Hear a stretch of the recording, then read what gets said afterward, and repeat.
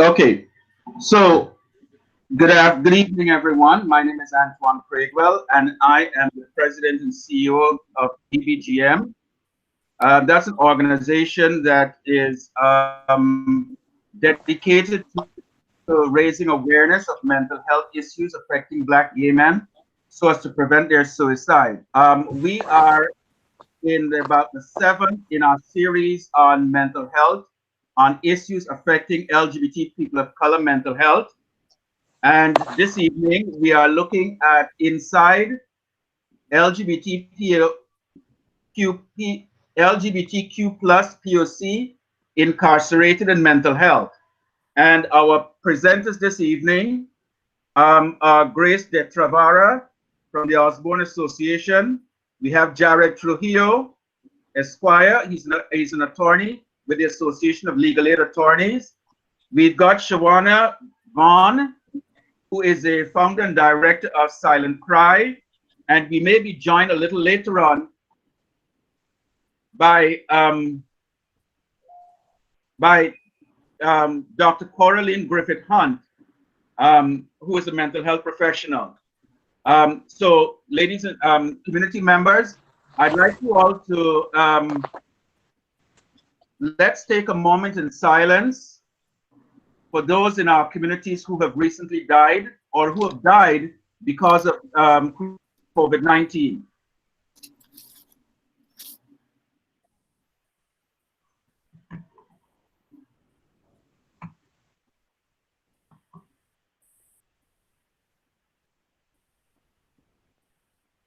Let's bring the names of our community members into this space, because who knows, they may have been here with us.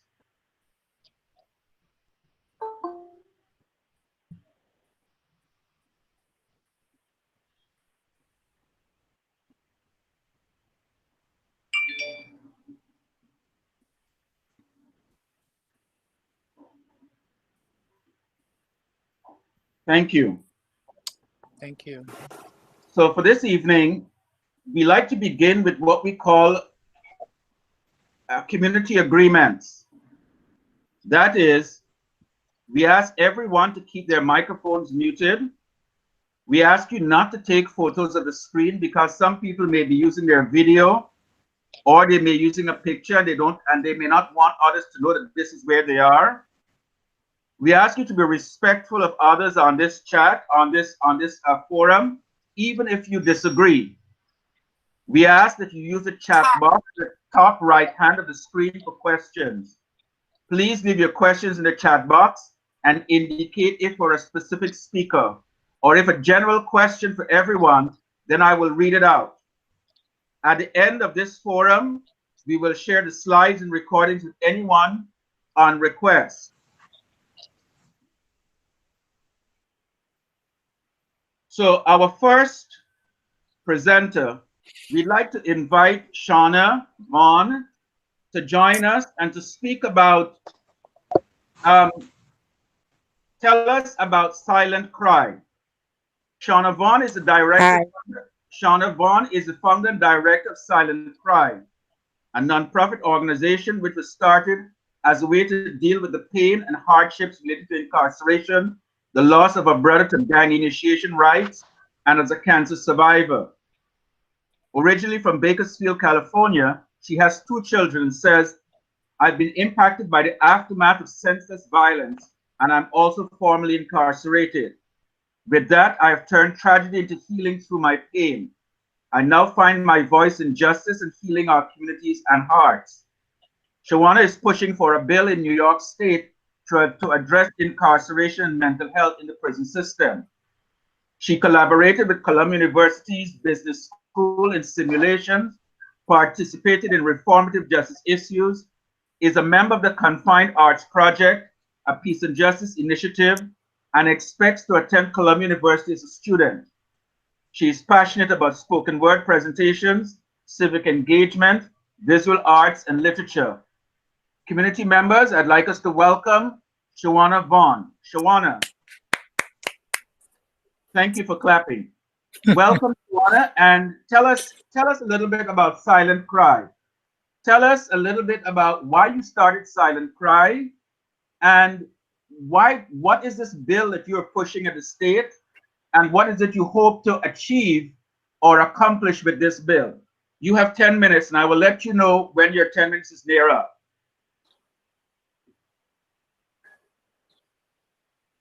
Go ahead, Shawanna.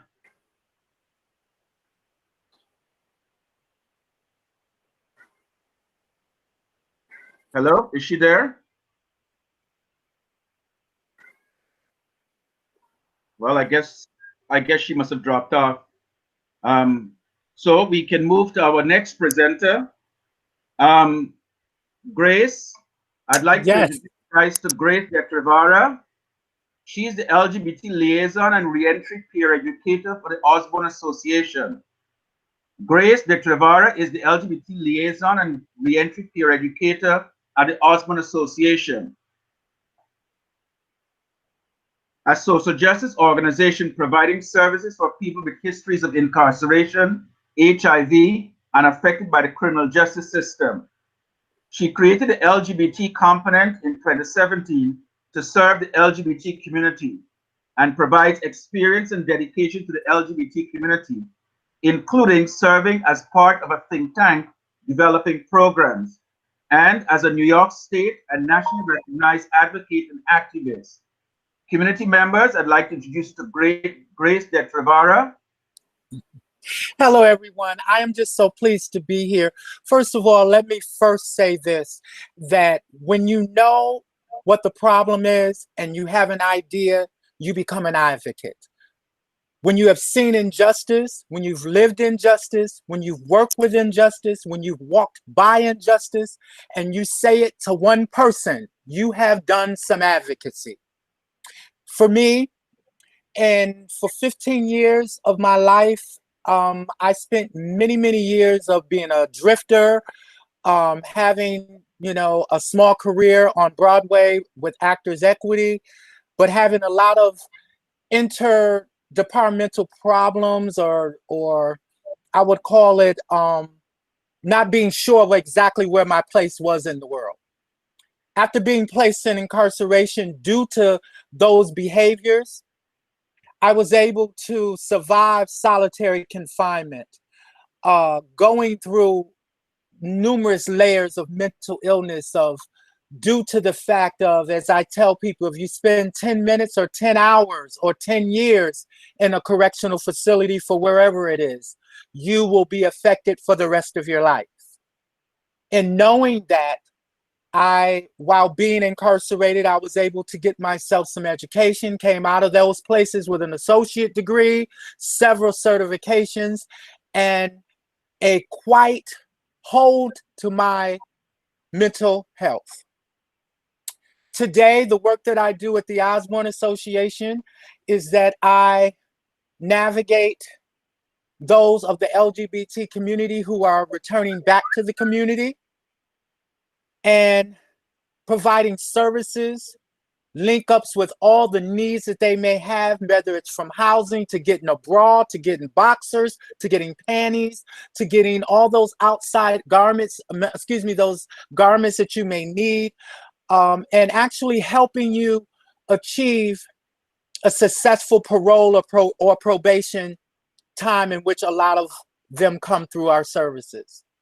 I've been able to bring the LGBT agenda to a corporation that's been around since 1933.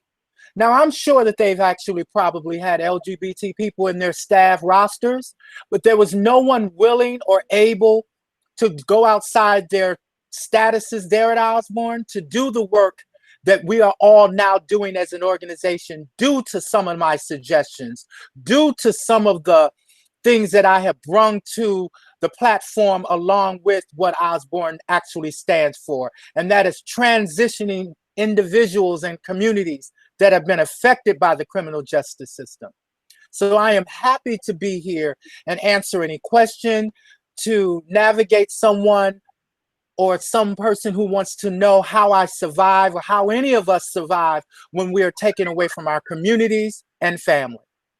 So thank you so much for having me. Thank you very much, Grace. So can you please share with us how it was that you came to be incarcerated, and what was it like? What was the experience like for you, and how did incarceration impact or affect your mental health? And where are you in your life today? Well, I became, and I like to always say committed, because I was committed to the crimes that I was doing because I was just trying to survive. I was an uneducated, I was an unhealthy living, and I was homeless. And being incarcerated, I started doing things like sex work and things like stealing and all those non-violent offenses. And once society's people told me that you can no longer do that, I was taken into custody and I was given a 4-year sentence.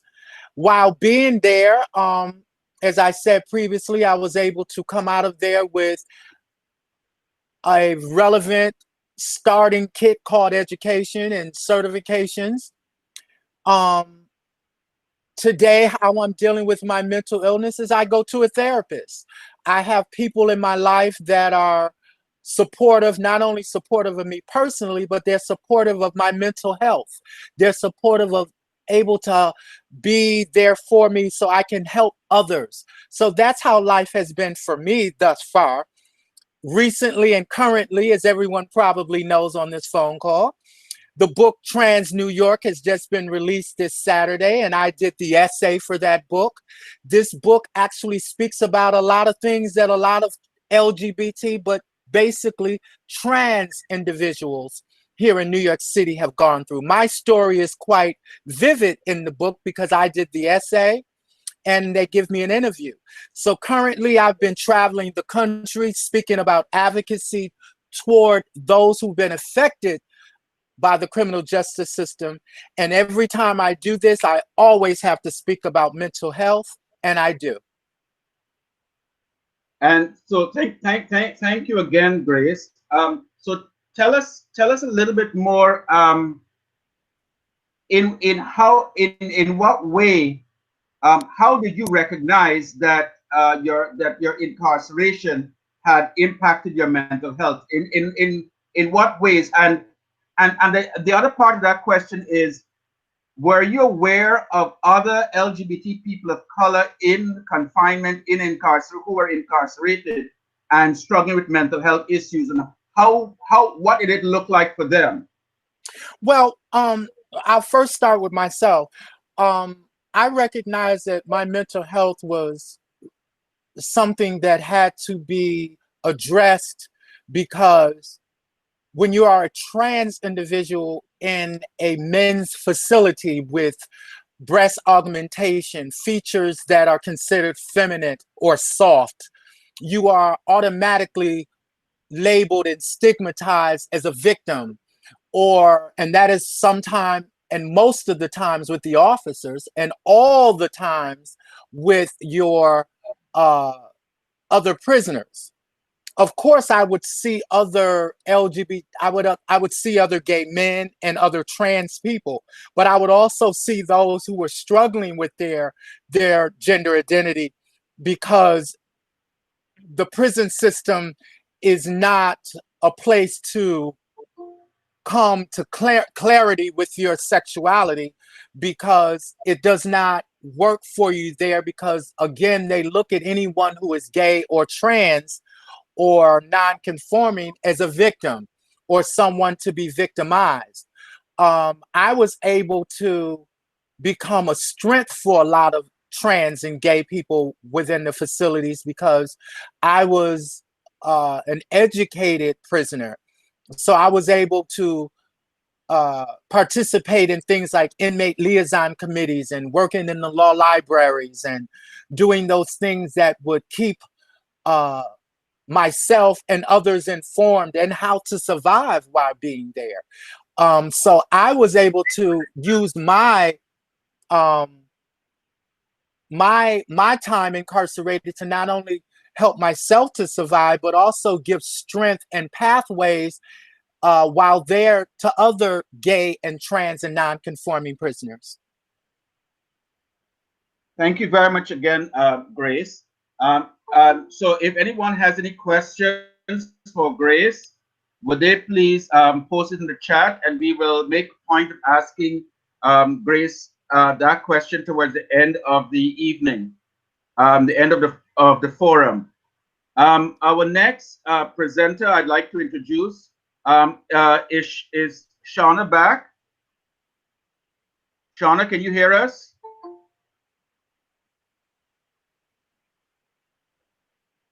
Okay. It seems that she may not be back. So our next presenter that we'd like to introduce is somebody who has someone who has become a friend of mine. We just got to be friends like since last year. I saw him co-present a forum at the LGBT Lawyers Association meeting on criminal justice in the LGBT community. And I felt immediately that I have to have him present at our conference, our In My Mind conference in October last year. And so I reached out to him again. So he must be tired of hearing from me asking him to do stuff for me. But I reached out to him to ask him to share with us about what does it mean for LGBT people of color in the criminal justice system. So I'd like to introduce you guys to Jared Trujillo. He's president in the Association of Legal Aid Attorneys, which is a union of 10 nonprofits in New York representing lawyers, paralegals, and social workers that focus on criminal defense, immigration, juvenile rights, parent defense, and employment.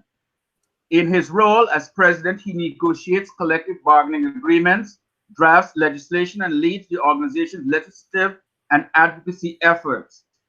Additionally, Jared is a steering committee member of DCRIM New York, an organization that advocates for the decriminalization of sex work and the empowerment of sex workers. Community members, I'd like you to welcome Jared. Jared, talk to us about being a defense attorney, and about incarceration for LGBTQ people of color. Right. So first of all, thank you for having me on. Antoine, I always appreciate you. Grace, I'm always just completely in awe of you. And I hate going after you just because I'm like, I can't compete with you. So, but I seriously just always appreciate both of you, and just always being in community with both of you. I think, so to think about what does it mean to be a queer or trans person of color that's also incarcerated, you really need to think about, you know, like, what is incarceration? And I realize we only have a few minutes, so I'll try to be quick about it. But the reason that people end up in the carceral system, the reason that people become my clients, the reason that people are really re-traumatized by dealing with the prison industrial complex and what the criminal legal system is in the United States, it's really three reasons. Racism, which permeates for almost everyone, poverty, which also impacts almost everyone, and then really just unaddressed trauma. The carceral system tries to address trauma. Grace talked a little bit briefly before about why and how they fail to address trauma, but there are just so many different ways that people's traumas could be addressed before they have to come to me, before they become my clients, before they end up in the carceral system.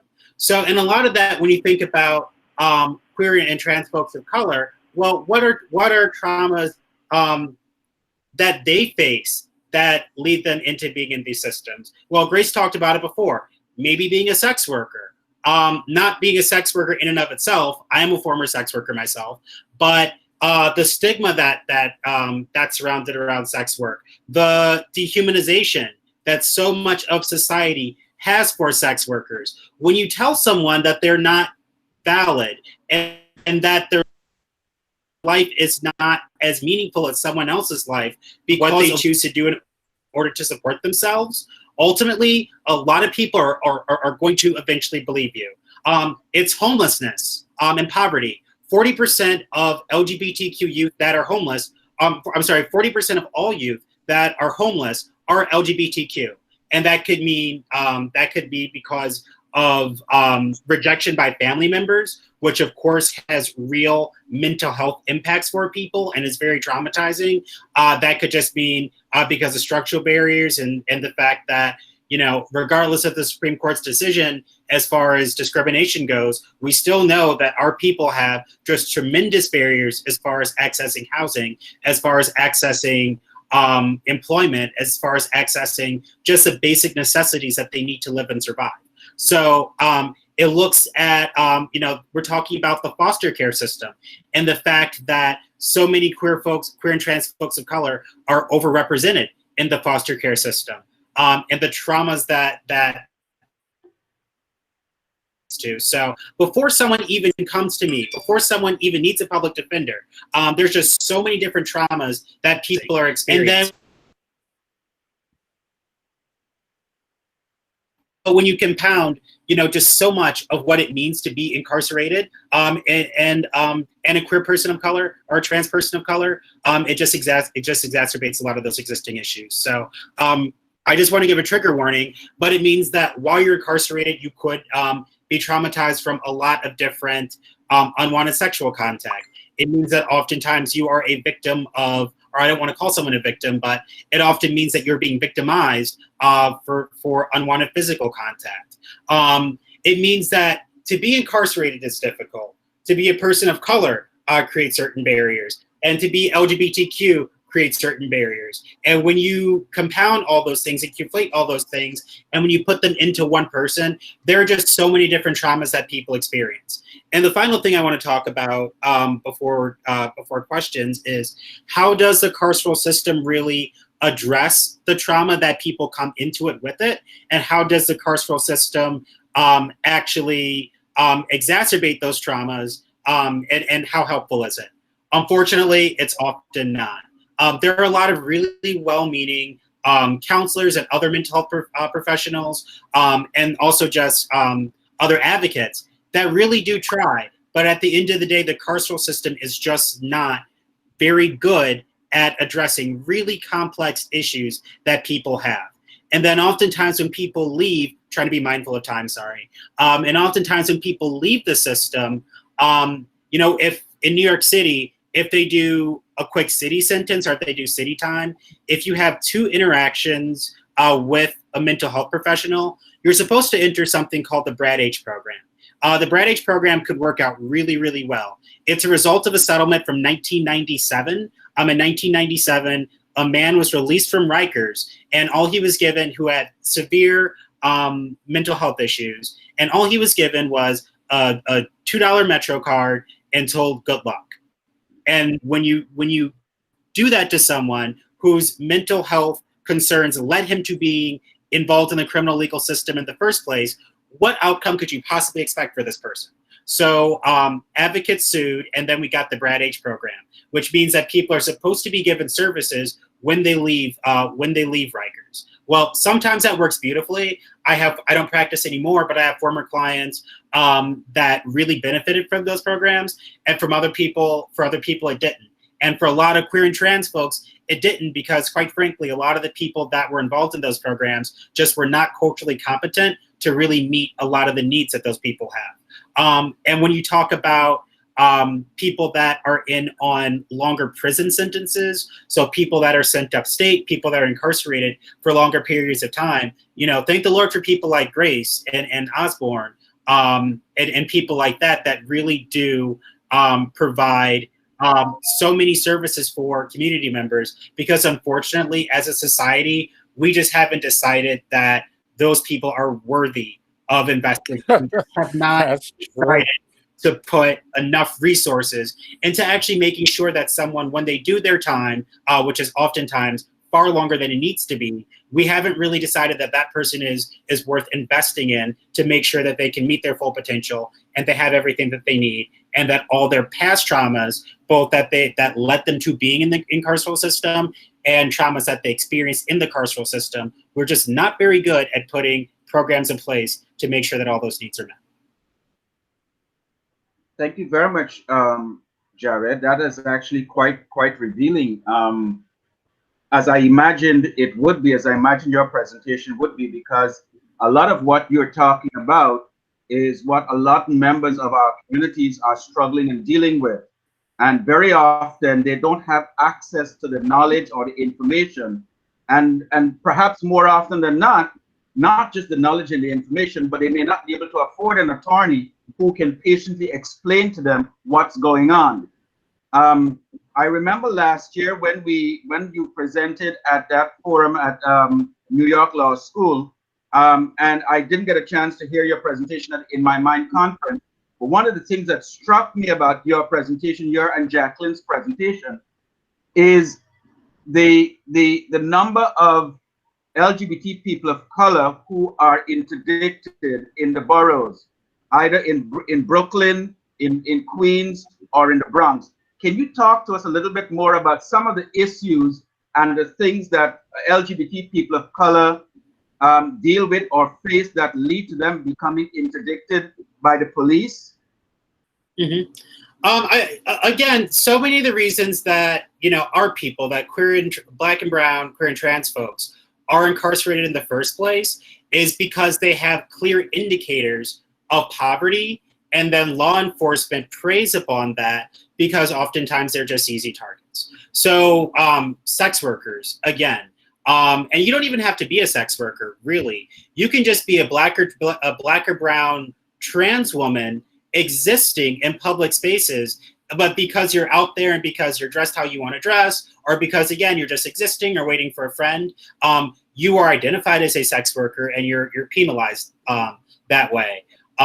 There's one law on the books, without going too in the weeds on sex work. It's called loitering for the purpose of prostitution. It's Penal Law Section 24037. People often refer to it as a walking while trans ban. And under this law, which I had thought was unconstitutional since it passed, under this law, a police officer admitted in a deposition that he looked for women with Adam's apples when determining who to arrest under this statute.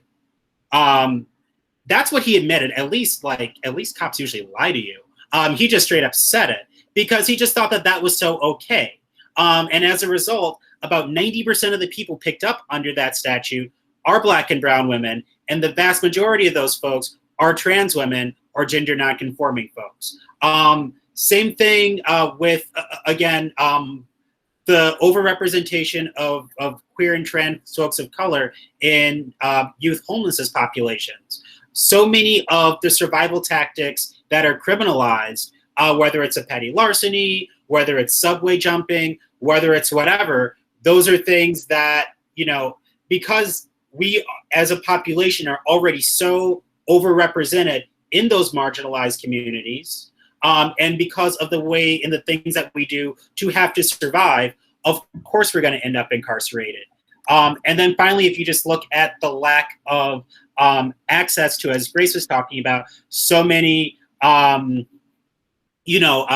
just because we lack the access to, mental health programs and just so many other things. These are all things that just feed, these are all structural things that we suffer from as a population that just lead us to being more likely to entering up in the carceral system. Thank you very much, Jared. I have one more question for you. We're just entering into summer, right? And so it's everybody's hot, right? Mm-hmm. What would you say to members of our communities who are black and other people of color who like the parks? Okay, so we've got Fort Tryon Park here in Washington Heights, in Inwood. We've got St. Nicholas Park. We've got Central Park, the Rambles. We've got Prospect Park on the east side. We've got Forest Park in Queens. We got Crotona Park in the Bronx, or even the other park up in Riverdale. What would you say to our communities that not only should they be aware of, but what defenses or what do they need to know? Mm-hmm. I think at the end of the day, it is unfortunate that our communities are so overcriminalized, but they are. And I think that people just need to be very aware of that and really know what their rights are. I don't want to get into what every single one of your rights is right now, because I don't want to give a quick synopsis and not have people actually look it up and really engage. But know your rights when a police officer talks to you. Know the fact that you are a human that has inherent value, and that be safe, but at the same time, know that you have the right to an attorney. Know that you don't have to say something that's over criminalizing. Know that you can defend yourself, not necessarily physically, but know that you can defend yourself, and ultimately that you have value and you don't deserve to be treated anyway. Take action, know what your rights are, and then also carry either know what your rights card from the ACLU or from legal aid or from some organization like that, just to make sure that you're reminded of what your rights are in those highly difficult conversations. And Antoine, I don't know if this is exactly what you're asking, but I do want to say it anyway, because it is really pressing at the moment. The city budget is due July 1st. And one of the ways that you talked about people being at parks and everything else, well, a lot of the reason that you're going to see a lot more LGBTQ young people between age 16 and 24 at parks is because the city that we live in, the so-called liberal city that we live in, just canceled thousands of youth jobs. This is 75,000 jobs were canceled through the Summer Youth Employment Program, which is where a lot of young people would like to spend their time, and where they've been spending their time in most years. And then there's a specific New York City Unity Project program, only $2.8 billion or $1 million of funding over 4 years, but it's the first of its kind program that creates jobs for homeless LGBTQ youth to really get them out of the parks and get them job training and to do all these great things. Our mayor decided to cancel those programs. Our mayor decided that those communities were not worth it. So while the NYPD's budget, since I became a public defender in 2014, but the NYPD's budget has gone up $1.3 billion in that time since they killed Eric Garner, he can just slash programs for our people left and right who really need those programs. So maybe they're not at the park. So maybe they're not having to do survival crimes. So between now and July 1st, what can people on this call do is make phone calls to your city council members and to your mayor and tell him that that's unacceptable, and tell him that the city needs to value our communities so that they don't end up in the carceral system in the first place. Thank you very much, Jared. That is actually quite important, and I think because one of the things that when you talked about the young people being in the parks and their funding being cut for programs, one of the things that troubles me about that is that when a young person is interdicted by the police and goes through the criminal justice system, that lingers and stays with them like a nasty stain throughout the rest of their lives, and that their future is forever affected by that. And so that really and truly does trouble me. Even if they're not going into the park to engage in, would you kindly mute your phone, your microphone?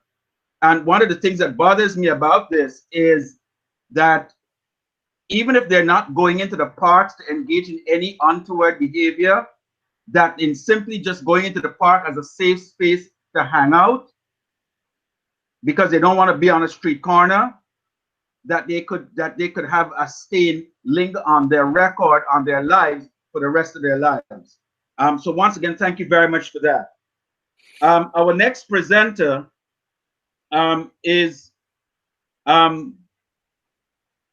she just joined us this evening, is Dr. Coralanne Griffith-Hunte. She's a founder and chairwoman, Created for Greatness Leadership Group, Incorporated. She is a human, industrial, and trauma psychologist, and is a founder and chairwoman of Created for Greatness Leadership Group, Incorporated, an organization that establishes authentic partnerships and has been building better lives, businesses, and communities within the United States and abroad. Through implementing research-based modeling in leadership and innovation, education, community, and family engagement. Dr. Griffith-Hunte is currently a professor at Mercy College and a senior training and development facilitator for the Research Foundation of the City University of New York. She is also a senior legislative advisor who works on a daily basis with key government officials and other organizations at the state, local, and federal level to pass legislation favorable to the educational, human rights, mental health, anti-domestic violence, anti-human trafficking, anti-gang, community engagement, and empowerment mission for New York State families. Community members, I'd like you to welcome Dr. Coralanne Griffith-Hunte, who will speak with us about the mental health. How is mental health, how is incarceration impacting LGBT people of color mental health? And how do we see this from a clinical perspective represented in these communities? Dr. Griffith-Hunte, welcome.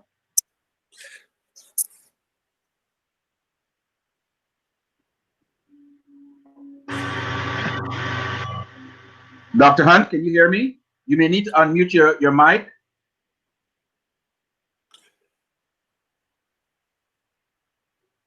Dr. Hunt, can you hear me?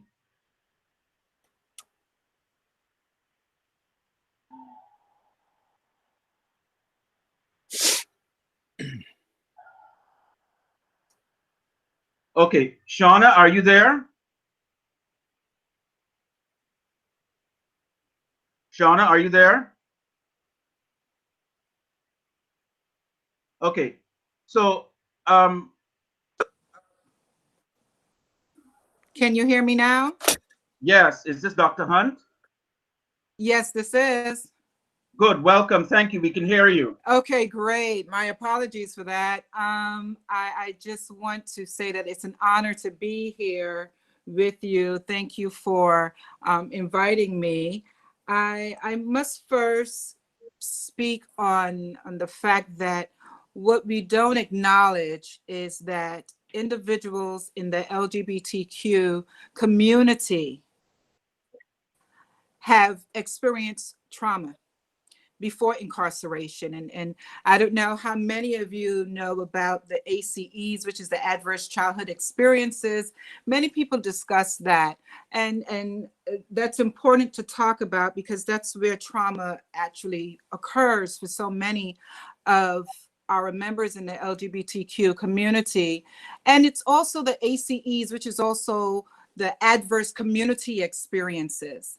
And what the shame of in our society is that we tend not to see members of the LGBTQ community as individuals, but we see them as their sexuality, which is absolutely incorrect. It's the wrong way to view people, the wrong way to view anyone, because your sexuality is not your identity. And so that in itself causes those individuals not to have a place in society where they feel safe. And, you know, when we think of the historical trauma, the complex trauma, the collective trauma that these, you know, that we all experience, right? Because we're not, any of us aren't exempt from experiencing some form of trauma. And when we speak about mental illness, it's important that we talk about things not from a standpoint of textbook where we're talking about, you know, the symptoms of trauma, but we're talking about the root causes of trauma. And that's why we have to look at the ACEs as it relates to that. We have to look at what causes these individuals to be incarcerated in the first place. We have to talk about chaotic environments, aggressive environments, punitive environments, and the fact that our society have inconsistent practices. And when we look at that at a broader spectrum and we see individuals become incarcerated, they go through trauma during incarceration, and when they come out, there isn't a place where they can really seek and receive the help that is needed, because we use mental health from a broad perspective, and I think that needs to change as well. We need to see it as mental health is depression, mental illness, I should say, is depression, it's burnout, it's being in toxic, you know, stressful environments. And so we have to learn to cater to those needs, to situate our society in a way where it's more trauma informed, because trauma informed care really is the equivalent of the second chance, and to see people as individuals and not as felons, not as individuals who are re-entering our society as though they don't belong there, when in fact they do. Because before we are anything, we are human. And so it's about creating a safe space for individuals to re-enter, feel that they are wanted, not judged.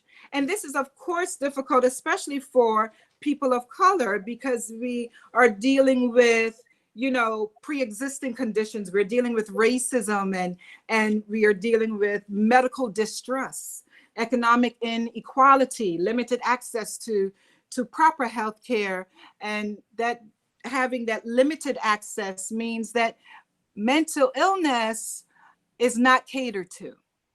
When we have medical distress, we have so many individuals in the LGBTQ community that are misdiagnosed.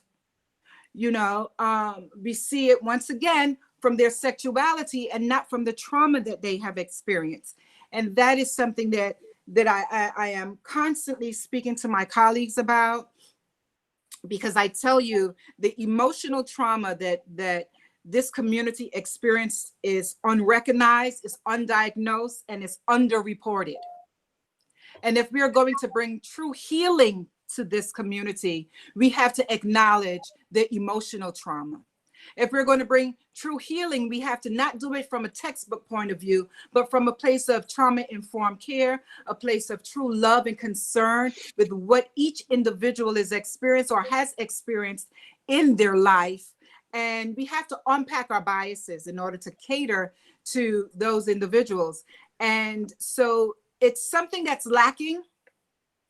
And so we are looking to, myself and some other colleagues, we're really looking to work along with other individuals in societies, politicians. We're looking to work with other clinicians, other CBOs.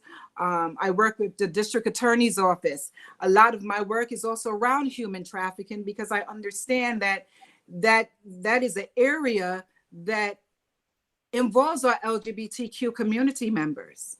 And when we think about that, we are not including their needs in that. And so we fall short on so many levels. And it's time that we, people like myself, give a voice and beat the drum for those individuals, to have people understand that the traumas that they experience is not just going to go away. It's not a one size fits all. It's not a one size fits most. It's not a coat that you put on and that you can take off. But these are real issues that our individuals are having, and we cannot treat them. We need to bring them to a place of healing.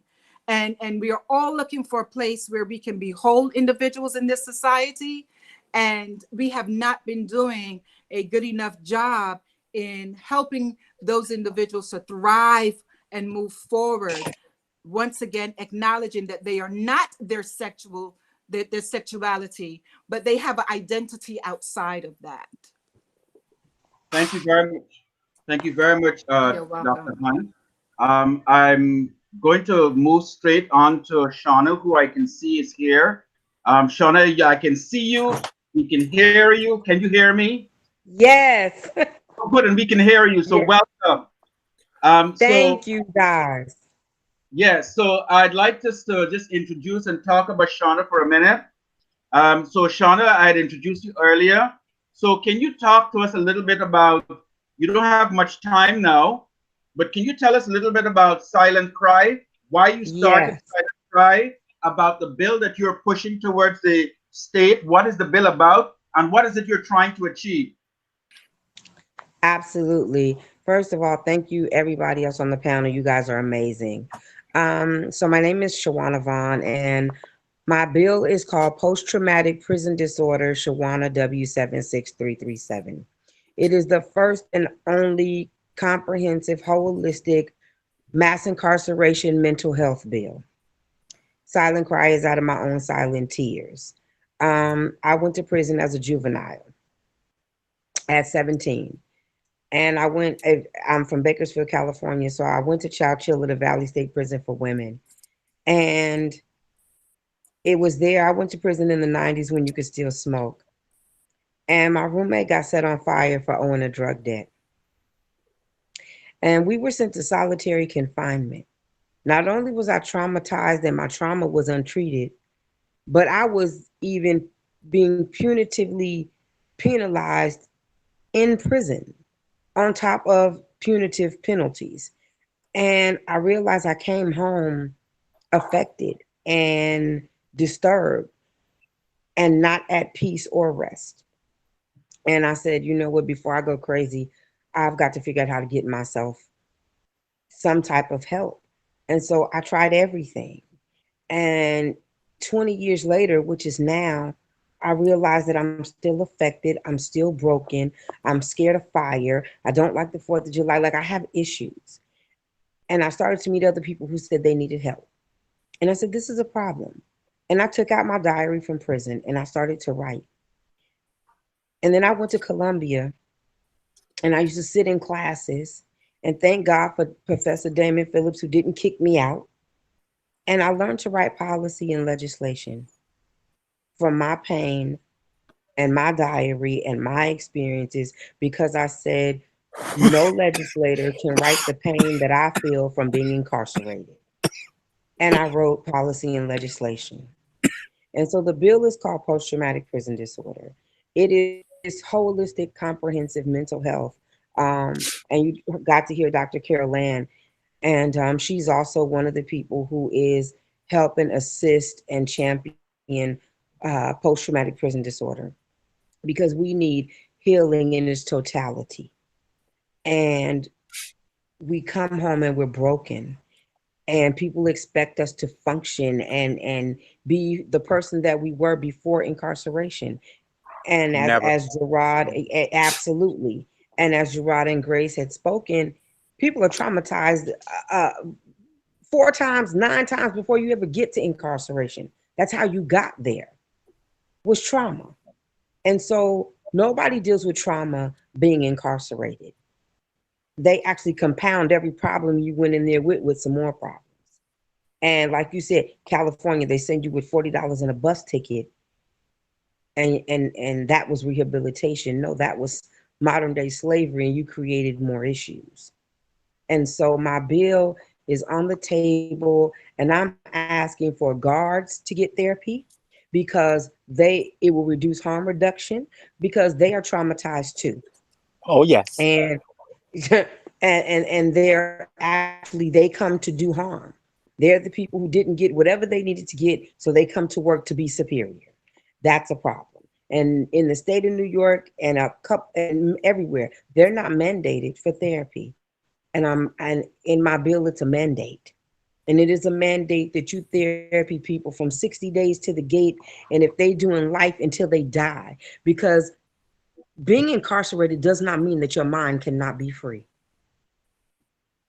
And so we hold people captive, and we don't want to heal anybody. But lifers are coming home like never before. People that are innocent are being released, but you've given them no coping skills, no life skills, no mental health services that are worth a damn. And it is time that we do better. And it is going to take real people with real pain to write real policy and real legislation to give to the politician, because they don't know anybody's pain but their own. And they definitely can't identify with an LGBT community or a Black woman who's been incarcerated as a juvenile. They don't have that. And so, I'm so glad to be on this panel with so many wonderful people. But my bill is about post-incarceration and pre-incarceration. It's about working with families, children of incarcerated people become incarcerated. I was born in prison, and at 17, I went to prison. So I know what that's like. And I know what trauma is like. And the foster care system is trauma. Being born in prison is trauma. Going to prison is trauma. And so I am trying to learn how to deal with my trauma and write a bill to help everybody else come along with me, so we can all be healed. And so I ask you all to join me in creating this as a reality for New York State. Michigan is actually currently holding my bill, and so is New York. And I would definitely appreciate the help from everybody on this call today, because mental health is we're in a pandemic of COVID, but we've been in a pandemic of mental health. It just took COVID for them to acknowledge it. Oh, amen. And so, So and now, because it's affecting other people that don't look like us. And so now it's a 911 sound the alarm emergency. Yeah. That we get help. So here's what. So hang on a second, Grace. Shawanna, thank you very much for sharing that. Two things. Can you please send me the link to your bill, and that way I will put it onto the slides, and I will send the slides out to everybody who was on this call. The second thing is we are now 5 minutes to 7, and we are supposed to end at 7. But if people want to remain, we can remain beyond 7 o'clock. I'm staying. To continue this conversation, because I want to hear what Jared has to say about what Shawanna is talking about. I want to hear what Dr. Hunt is has to say about what Grace and Shawanna is talking about. So I want to have some more. So do you guys want us to go until 7:15? Yeah, that's fine, but I have to get prepared for work. But I just want to thank you guys for having me on this call. It's been insightful. I want to share ideas, but as you said, we ran out of time. This is Eugene from the Alliance for Positive Change. I have all of you guys' information, and hopefully I could contact you guys separately. Certainly. Thank you very much, Eugene, for joining us. So what we're going to do is let's continue, because this is organic, and I can't be a stickler for things and say, well, okay, we end at 7 o'clock, okay? Because this conversation is not happening anywhere else, okay? So Shawanna, Dr. Hunt, Jared, Grace, do you guys want to jump in here and add anything more to this? I think I could speak. I want to hear what the doctor has to say. I mean, they inspired me so much. I got to hear what the doctor got to say before I say anything, because Miss Vaughn got me going. But I want to hear what the doctor. I need some. What do you want to call it? Balance right now.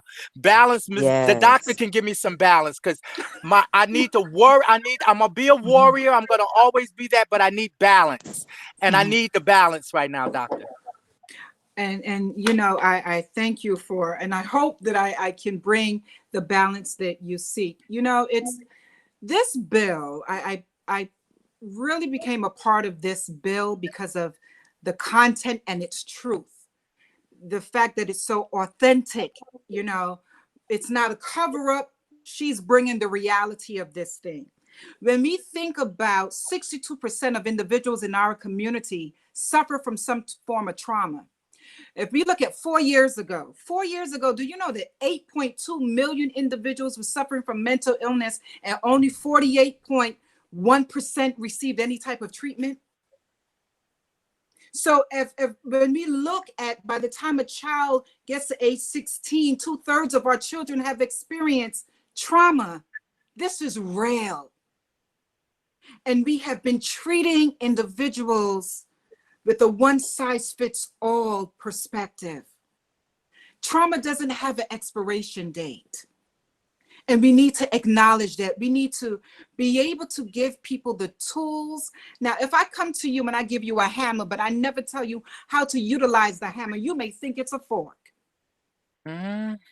And it's time that we not only give tools to members of our communities, but we actually stay with our members, because they are so vital. You all are so essential to what I do, that I could not do what I do without you. And when I speak for everyone collectively. I've helped to pass bills. When I started my journey, it affected 50,000 households. To today, right now, the bills that are passed affects 12.8 million households. So I know what it takes to push this bill, but I also know the reality of pain. I know the reality of seeing people not as their personhood, not as individuals that have a soul and a spirit, and that not as individuals that matter. We have to look at individuals as though they are God-given to us that are in our society. You all are God's gift. And when I start to see you that way, I don't decide to push pills your direction.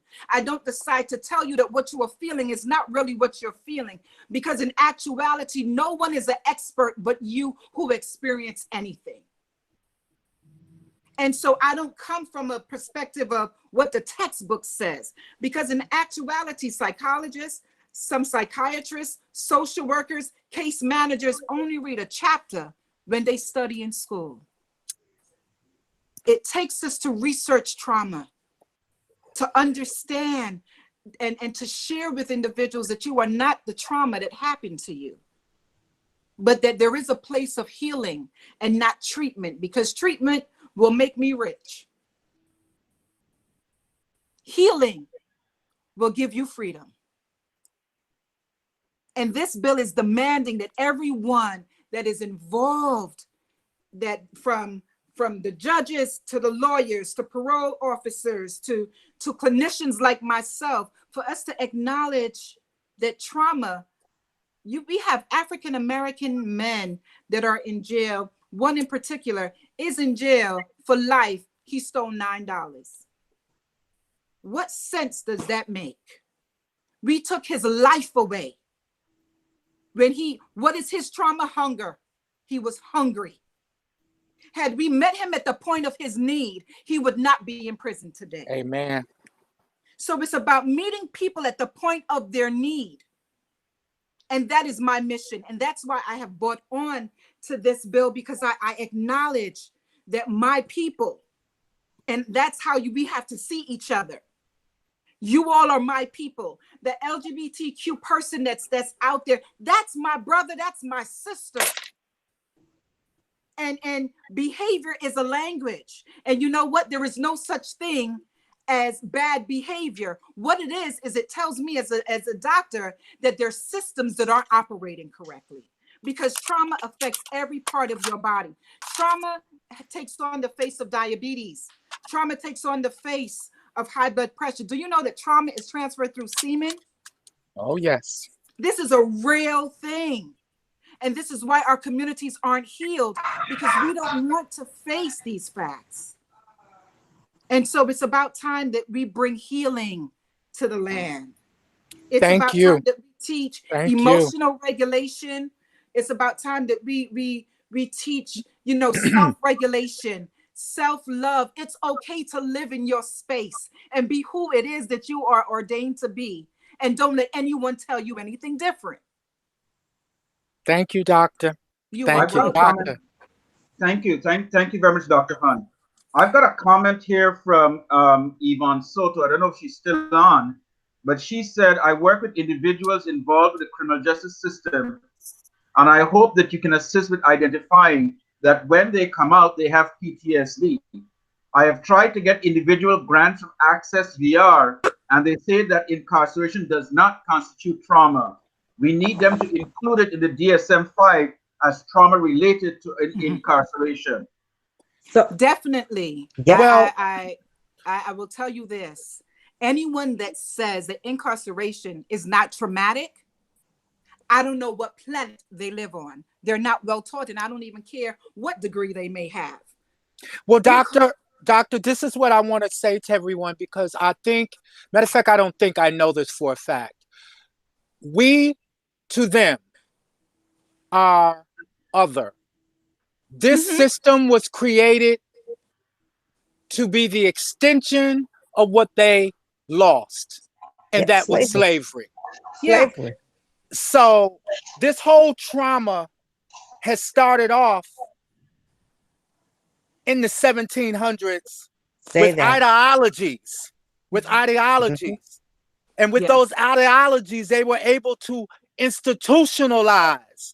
And then it got to the point where it became interpersonal for everyone, them and us. Yes. And then we start eternalizing this on the foundation of trauma. Yep. And guess what? This is all a part of oppression. These systems were not created to be fair. That young man who is locked up for the rest of his life for $9, and you forgot the 12 cents. It's $9.12. $9.12. I just sat on a board discussing this same case to try to, because this is where we are as a nation right now. In a nation right now, things that are being focused on that we probably knew, heard about, and because we were so internalized, we start believing, well, you know, this is how the system is. And a lot of us do that because of the institutionalism of this ideology that they have about oppression. So we, as those who are woke now, those who are of my level of being able to be at the table and they think I'm there as the token, I got something for you, Osborne. That's right. Okay? And it's good to know that when you have the ear of corporations, wherever those who are listening, those who may think that we only belong in the nonprofits, or we only need to be seen or heard in the places that are what they call fringe. We don't need to just start eternalizing that. We can be the Miss Vaughns and the Miss Detravarahs and the Gerards and the Antoines. We have to first turn this on them by setting people like Vaughn free and getting this bill paid, giving Gerard the damn the support, so when he calls on upon us, those who are already with the letters behind their name, that this is what we need to change now, because what they called revolution back then was their revolution. This is ours, so we're getting ready to change it because we have to. Amen. We have to. It's not because, and this is not pretty work. This is not easy work. And if you're in it for $1, go sit down. You better, no one's you better you're preach. not relevant, but go sit down. That's because right. we got people in the corporate offices. They just need to know that they have our support out here. We can't start the separation of our community. Those who are Black, those who are LGBT. We have the educated girl who needs to be where she is. And then we got that bitch on the street who needs support as well. Or that girl who cannot get away from the abused family, so she has to stay there. We have to let this system know that because everybody is in the rim right now of, I need this question asked. You got questions have been needing to been asked that are being asked right now. And some of those questions are not being asked by us, but they're being asked. So I am just I just feel promising because those before us had promise. We couldn't sit on these things back in the day. We couldn't have the positions that Dr. Pam had, Doctor had. We can't do the things that Gerard had because we eternalized that we wasn't shit. A lot of us, too many of us, eternalized that. It took me to go to prison to know that I was always somebody. That's right. You eternalize what these people put on you. I am a product of it. And I am removing it, layering this shit off of me by going and getting those people who I know look just like us, who are on the street because they gotta be there. Those that are in these condos like mine, some of them, they got the shit, but they mind ain't right and they lonely and they hurt because they don't feel supported. But they get away from us, and so we never get it right, people. We just have to change this history for whatever that history says it is right now. We cannot let somebody else do this for us, because guess what? It ain't gonna get done without us. Doctor, so I am just thank you. Just thank you. Thank you very much. Thank you very much, Grace. Dr. Hunt, I want you to hold a question I'm going to put to you now. And that is, Okay. How can we support those in our communities who are coming out of incarceration? How can we support their mental health? How can we recognize them and support them? But before I go to before you answer that question, I just want to ask Jared if he has anything he wants to add to this discussion. I don't. And the reason I don't is because I think that people that are much more important to me said everything that has to be said. One of the reasons I love being in the space with Grace, and I just met Shawanna tonight, but like I hope this isn't the last time I meet you, is that, you know, we talk about like policy work. I think that policy work really should be led by the people that are closest to the work. As Shawanna said, like people that need to like lead with their pain. You know, I'm a former sex worker, but I got very lucky in the sense that my interactions with the carceral system were very limited. Not non-existent, but certainly very limited. And also just as a cis man, just having certain privileges that, quite frankly, Grace didn't have. So I think, like, within policy, it's great to have, I mean, like, my law degree, whatever, anyone can get one. It's not a thing. You know, like, any degree that you have, it's fine. But actually living that experience and letting that guide the work you do, that takes a lot more emotional labor than anyone else, and it takes real sweat equity. So I'm happy. I said I wasn't going to say anything, and I just said a whole lot. I'm happy to stand and like try to lift y'all up to the extent that I can. So I appreciate y'all. I don't mind. I don't mind. That's why we have this forum, Jared, so that you can share your thoughts and you can share what's going on. So thank you very much. Dr. Hunt, do you want to jump in on my question just now? Yeah. One of the first things, in order to really help anyone that comes back into our society, is we have to collectively change the narrative. And in order to do that, we need training. Yes. Because it's, you know, it's wonderful to have town halls, it's wonderful to have forums, but if we're not trained, if all we're doing is having discussions, change isn't really occurring, right? So we need to go in and like right now, I've been training Homeland Security. I've been training NYPD. I've been training law firms. I have retrained for the Research Foundation clinicians, you know, case managers, social workers, because as I stated, they don't understand trauma. And you can't heal what you don't want to admit. And so it's about training, you know, individuals. So that's one of the first key things.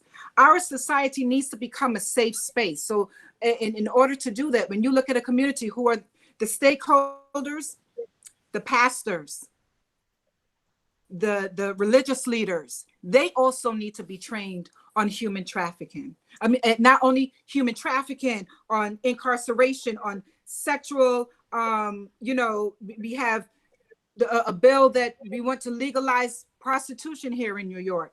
All of these, we can have all these bills, but training needs to occur. And, you know, there's something that I work with, and I say the components of trauma-informed care involves creating a safe environment, building relationships and connectedness.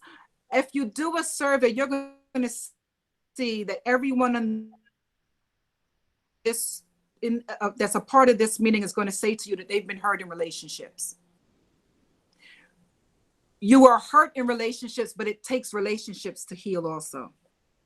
And we have to build a community where positive, constructive, loving, non-judgmental, unbiased relationships can occur within our communities. That is what's going to bring us mental health.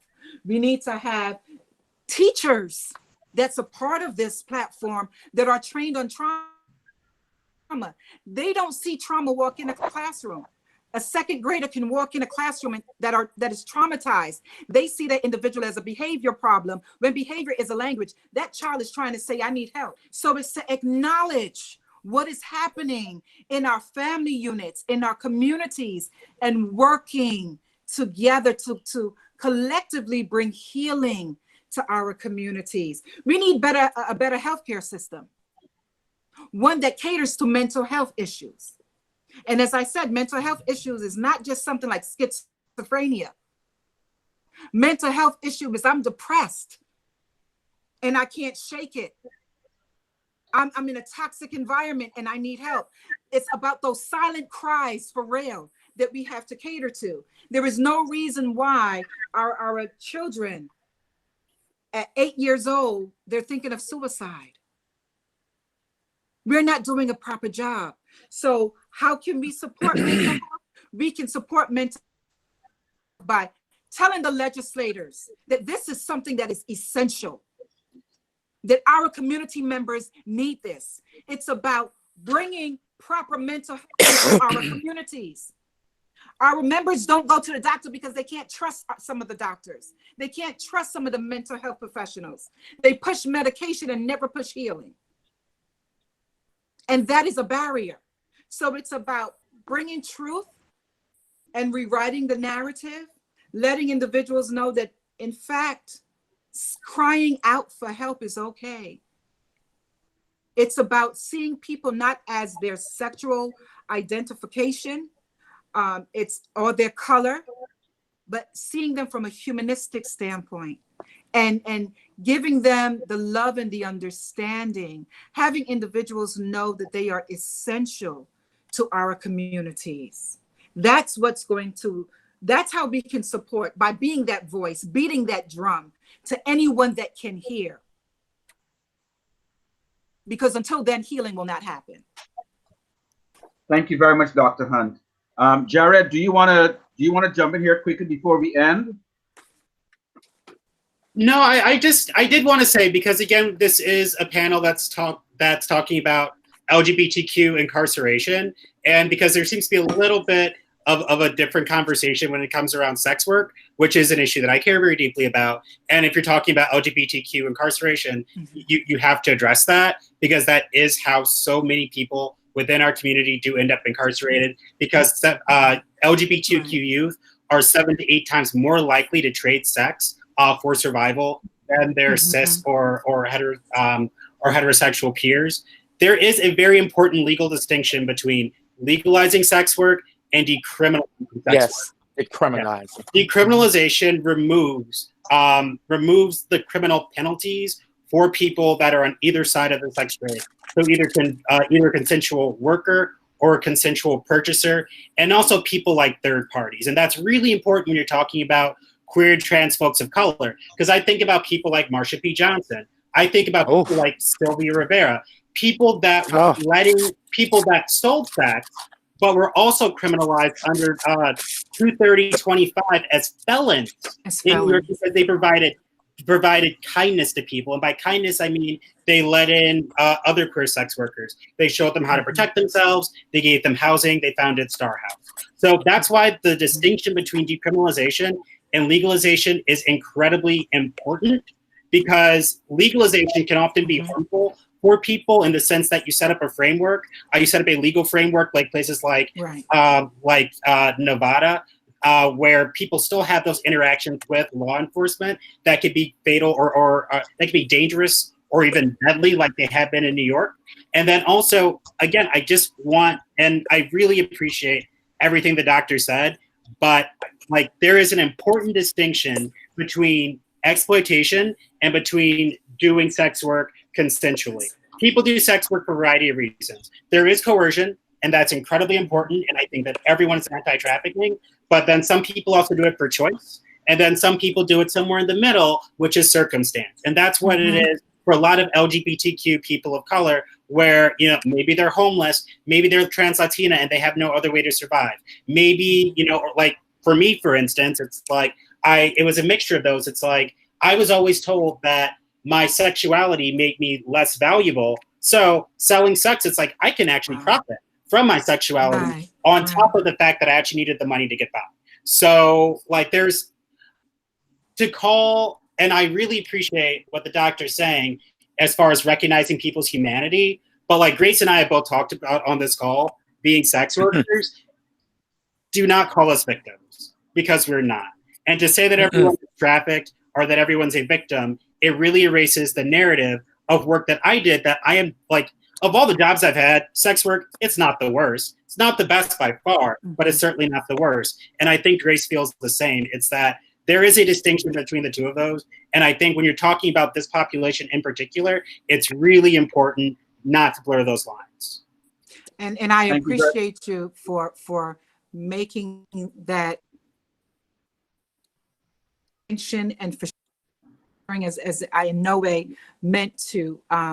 Please don't misunderstand my stand, care, and my absolute, real love and value for all of the individuals in the LGBTQ community. And so if I offended in any way, please note that was not my intention. No. This is why this is the discussion. Mm-hmm. This is why this is how we all will learn what we need to learn, because we're all going to the same path. We're going down the same path, just different directions, with some of us with different pieces of luggage. So again, I just needed to say this for you, Doctor, and those who do motivational speakings, public speaking. I love when I see people like you and you bring up, I look at us like, if they want to see authenticity behind what you may be bringing to them, bring Shawanna and let them see Shawanna's story. Sometimes the audience that we see, it doesn't become actually relevant until you actually see the person. Yes. Not the person who loved them and support them, but the actual person. Get a girl like from who's at Covenant House right now, or one of these, the LGBT shelters like Marsha's house. Get one of those children to come with you with one of these corporate meetings. And believe me, I don't like saying it, but shit, reparations got to come near some way. If they're going to give it out of guilt, and they will, okay, we will gladly accept. Because I ain't here, nor is the blood before me here, because we wanted to be here. Okay, so when let us all just turn it on back and just come on forward that way, because that is, again, I can't say it enough. We are also inclined in this same different role. I'm going to get there. You're going to get there, Doctor. You're going to get there, Vaughn, because we're going to make sure that you get heard to get this bill out. We need each other. Doctor, you got to go get some of these girls who like selling pussy. And these guys who like doing, you got to go get them, because they will tell you why. I can't speak as if what they're doing today, because I ain't doing it no more. But we know some people, don't we, Miss Vaughn? Some 18-year-olds and 14 years old, and don't we, Gerard? We know some. And their stories will shock you. Some of them ain't just broken homes. Some of them are doing it because of mental illness. So or they're getting the direction of what woman means, and they put themselves in these positions and then can't get out of them. I know kids who are out here now, families live in Long Island, Glendale, had no reason to live where in the situation they are now, but they believed for some reason that they needed to authenticize being the type of woman that they were, that they have to strip away those things that were given to them by their parents, so they come down here to live with us. There are many different stories about us, but we're all on the same path: equality and justice. And you can't have one without the other. You just can't. You can't call it justice if you ain't, come on now. Don't have me go to church. All right, thank you. Thank you. Thank you, Shawanna. You got 1 minute. You got 1 minute to close us out. What do you have to say? Whoa, a lot was said. Thank you, Grace, Dr. Coralanne, Jared, Antoine. You know what? I truly respect this platform tonight, because everybody's voice matters. And I want everybody to know that your voice matters. I want you to know that I need everybody's voice that was on this call tonight, so we can pass legislation. Yes. And Grace, you are so passionate. Seriously, your passion radiated through the phone. 4 years to do it behind them walls. Hello. But now I'm gonna challenge you. Let's write some policy and legislation together. Amen. I Because you got sound you. like you got a whole lot of things that you want to change. I showed you can ready to meet the president of Osborne, honey. You need to talk to them. They go to the legislature. She has the governor on speed dial. We got to get together, folks. You sound like you got a lot of things that you want to change. Thank you, guys. Thank you very much. I want to say thank you to. Love you, Gerard. I want to say thank you to Grace. I want to say thank you to Jared. I didn't realize all of this about you, Jared, when I asked you to be on this panel tonight. I just thought that as a lawyer who's experienced and works with the LGBT community, that this would be something you would be able to address. But you've added another dimension to this that just brought it a little bit much more closer and personal. So thank you for that, and thank you for sharing. Shawanna, thank you for being part of this at the last minute. And Dr. Hunt, I am so appreciative that you were finally able to join us and you're able to be part of this conversation. You have no idea how relieved and excited I was to know that you could join us, because I have been trying for the last 2 weeks to find a mental health professional who is a person of color to be on this panel this evening. And when I just happened to see Glenn Martin on Facebook, and I reached out to him, and he told me about Shawanna, and Shawanna told me about you. The 6 degrees of separation became 2 and 3. So thank you very much for joining us and being part of this. And actually, I look forward to working and collaborating with you some more. So now that we have connections, we'll be in touch, because one of the things that you're talking about, I'm part of the statewide Multicultural Advisory Council with the Office of Mental Health. Okay. And we just issued the Office of Mental Health a statement on racism in the Office of Mental Health at the New York State. And so one of the things that I am going to push for is to bring you in to do a webinar on trauma and incarceration in the Office of Mental Health, to teach those white people up in there how to understand racism and trauma. Yep, take him to church. No, Shawanna, I don't play. They have to acknowledge that. I've already called all of them right all the way up to the commission. I've already accused them of their racism, and I did it in an email up to today. Okay? Yes. I am not playing. Okay? So I got plans for you, Dr. Hunt. So thank you guys very much. Thank you. Thank you guys very much. Shawanna, Jared, Grace, Dr. Hunt, once again, thank you very much. All right? Thank you. Yes, good night, everybody. Good night, everybody. Thank you. All right, take care.